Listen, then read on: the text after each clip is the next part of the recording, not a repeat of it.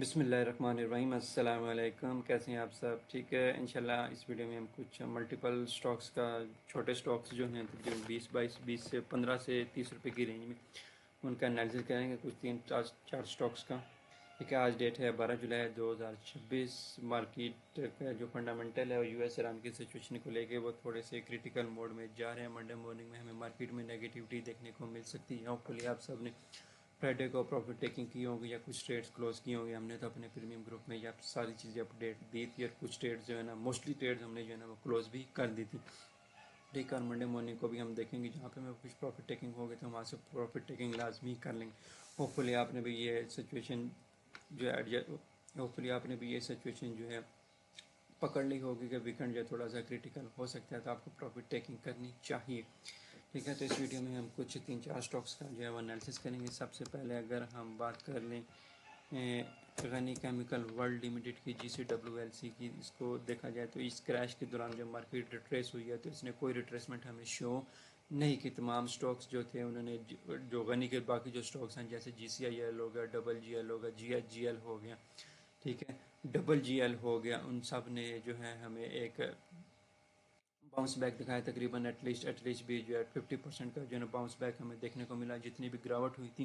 और GCIL ने तो तकरीबन ऑलमोस्ट अपना दोबारा से एक फ्रेश आई को, जो प्रीवियस आई था उसको टारगेट पूरा किया। ठीक है। लेकिन GCWL की बात करें तो ये पूरा स्टॉक जो है उसी जोन में स्टक रहा है। पूरा तकरीबन मई जून जुलाई एक ही जगह पे रेंज में रहा है। इसकी रेंज भी बहुत माइनर सी रेंज है। आपकी इसमें ट्रेडिंग करना बहुत ज़्यादा मुश्किल है कि तकरीबन 16 से लेके 17.5 तक। ठीक है। जिसमें से तो ये वाला जो जोन रहा है तकरीबन मई का और जून का जो पूरा मंथ रहा है, ये पूरा स्टॉक है। इसमें तो आप ट्रेड कर ही नहीं सकें। ठीक है। ट्रेड का ऑप्शन भी इसने यहाँ पर दिया और जस्ट यहाँ पर दिया 2 दफ़ा। उसके बाद से पूरा डेढ़ मंथ इसने स्टक करके किया। और अभी जो मार्केट की सिचुएशन नज़र आ रही है उसमें भी हमें यही नज़र आ रहा है कि ये शेयर इसी जोन पर ही रह सकता है, काफ़ी स्टक हो सकता है। ठीक है। इसकी जो हमें मेजर रेजिस्टेंस इसको इस टाइम जो करंटली फेस हो रही है वो ये वाला जोन है, तकरीबन 18.30 वाला जो इसकी मेजर रेजिस्टेंस इसको फेस हो रही है। उसके ऊपर भी साथ ही जाएँ तो अगेन इसके ऊपर भी हमारे पास रेजिस्टेंस मौजूद है। ठीक है। तकरीबन 19 पे। तो अब ये वाला जोन के लिए, इस स्टॉक्स के लिए स्ट्रांगली 19 के ऊपर ब्रेकआउट करना ज़रूरी है। जब तक ये स्ट्रांगली ब्रेकआउट 19 से ऊपर नहीं देगा तब तक हम इसका 21 वाला टारगेट एक्सपेक्ट नहीं कर सकते। ठीक है। तो इसको स्ट्रांगली ऊपर की तरफ 19 से ऊपर ब्रेक करना बहुत बहुत ज़्यादा ज़रूरी है। अदरवाइज़ ये सिचुएशन इसी जोन में ही रह सकती है। ये इसी जो कह दें कि और रेक्टेंगल में जो है ना ये स्टक हो सकता है कि ये तकरीबन ये अगला रिजल्ट सीज़न भी अगर इसका रिजल्ट अच्छा ना आए तो ये हमें दोबारा से 14 वाले जोन पर देखने को भी मिल सकता है। और ये इसी जोन पर स्टक होता हुआ भी नज़र आ रहा है। इसमें इस टाइम कोई पोजीशन या कोई एंट्री नहीं बन रही। जो स्टक हैं अगर वो एंट्री पर हैं तो निकल जाएं तो ज़्यादा बेस्ट है। अगेन यहाँ पे कोई फाइनेंशियल एडवाइस नहीं, अपनी ड्यू डिलिजेंस स्टडी लाजमी करें। एंट्री जो बनाने की कोशिश कर रहे हैं, मेरे पॉइंट ऑफ व्यू से इसमें अभी कोई एंट्री नहीं बन रही। ठीक है। GCWL के लिए हमें वेट करना चाहिए कि मार्केट दोबारा से इस जोन पर आए, तकरीबन 14-15 वाले जोन पर, 14.5 से 15 वाले जोन पर। देन फिर हम यहाँ से इसमें कोई पोजीशन बनाएं, या फिर इस तकरीबन 18, 18.5 से या 19 का ब्रेकआउट दे तो दान हम इसमें कोई पोजीशन बनाएंगे।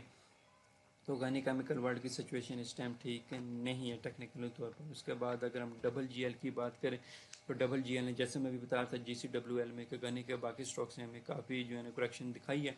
इसने जो करेक्शन है तकरीबन आप कह दें 16-15 रुपये से जो है ना दोबारा से 26-27-28 रुपये का जो है ना एक हाई लगाया। ऑलमोस्ट अपने प्रीवियस हाई की तरफ जाने की पूरी कोशिश की है। और यहाँ से अब एक ये स्विंग लगाने की पूरी कोशिश कर रहा है। यहाँ पर वॉल्यूम एग्जॉस्ट हो चुका था, पहले यहाँ पर एग्जॉस्ट हुआ, फिर यहाँ पर बायर्स ने थोड़ा सा दोबारा से पुश अप किया और दोबारा से यहाँ पर बायर्स एग्जॉस्ट हुए। देन फिर सेलर्स ने मार्केट को कंट्रोल किया।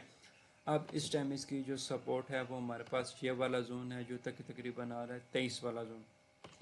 23 वाला जोन इसको होल्ड रखना बहुत ज़्यादा ज़रूरी है। और उसके बाद जो हमारे पास मेजर सपोर्ट आ जाएगी वो तकरीबन 21 वाला जोन आ जाएगा। तो मैं अपना पर्सनली इसमें एंट्री बनाना है जो प्रेफर करूँगा वो करूँगा 21 वाले जोन से। यहाँ पर 21 वाले जोन पर मेरे पास मेरी ट्रेंड लाइन की सपोर्ट भी आएगी। दूसरा यहाँ पर मेरे पास प्रीवियस जो रेजिस्टेंस है उसका भी ब्रेकआउट हुआ हुआ है। यहाँ पर मार्केट ने थोड़ा सा सपोर्ट बनाने की पूरी कोशिश भी की है।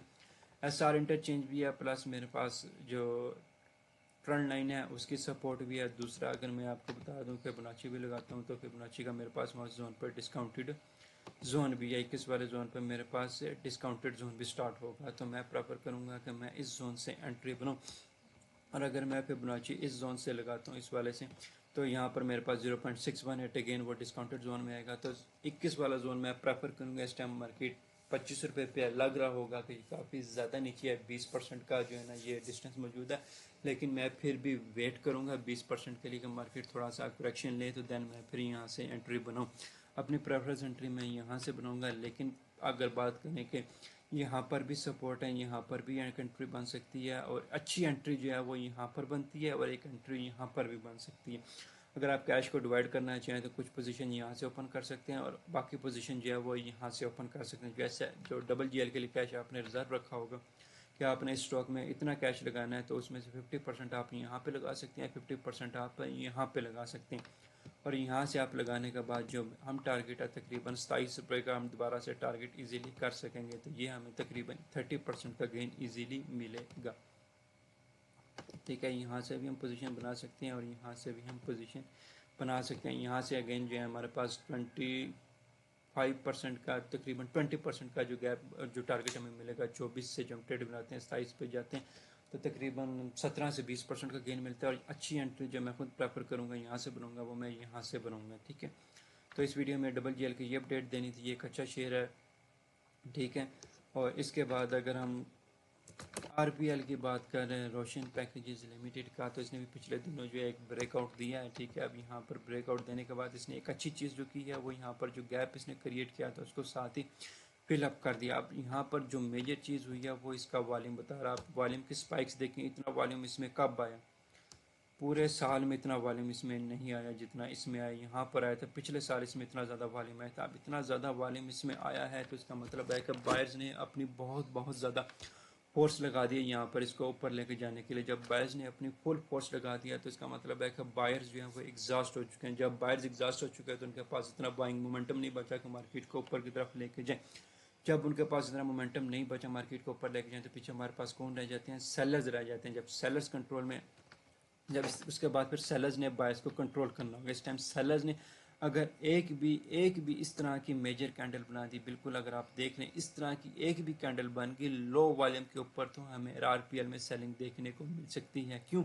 क्योंकि बायर्स एग्जॉस्ट हो चुकी हैं और सेलर्स ने अगर नॉर्मल वॉल्यूम पर एक भी इस तरीके की कैंडल बना ली तो सेलर्स फुली कंट्रोल में आ जाएंगे। जब सेलर्स कंट्रोल में आ जाएंगे तो हमें आरपीएल में थोड़ा सा गिरावट देखने को मिल सकती है। और अगर मैं इसकी सपोर्ट की बात करूं तो आरपीएल की जो सपोर्ट आ रही है ट्रेंड लाइन की, वो भी मेरे पास इस वाले जोन पर आ रही है। तो आरपीएल में मैं एक्सपेक्ट कर रहा हूं कि दोबारा से मार्केट 17 वाले जोन पर आ सकती है। क्यों? क्योंकि बायर्स एग्जॉस्ट हो चुके हैं। यहाँ पर प्रीवियस रेजिस्टेंस भी थी, ठीक है, बायर्स ने उसको ब्रेक करने की पूरी कोशिश की लेकिन नहीं ब्रेक कर सके। दोबारा से जो है ना सेलर्स थोड़ा सा कंट्रोल ले सकते हैं सिचुएशन की वजह से भी, यूएस ईरान सिचुएशन की वजह से भी, और वॉल्यूम की एग्जॉस्शन की वजह से भी। यहाँ पर वॉल्यूम एग्जॉस्ट हो चुका है, वॉल्यूम बस्ट हो चुका है, ठीक है, बायर्स का। तो उसके बाद सेलर्स में थोड़ी बहुत मुझे गिरावट देखने को मिल सकती है। मैं इसमें एक्सपेक्ट कर रहा हूँ कि थोड़ी बहुत सेलिंग आए। तो यहाँ से इसमें कोई पोजीशंस बनती है तकरीबन 17 से 17 साढ़े 17 के जोन से इसमें पोजीशन बनती है। इस जोन पे मेरे पास कोई पोजीशन नहीं बनती, पोजीशन बनती है मेरे पास इस जोन से।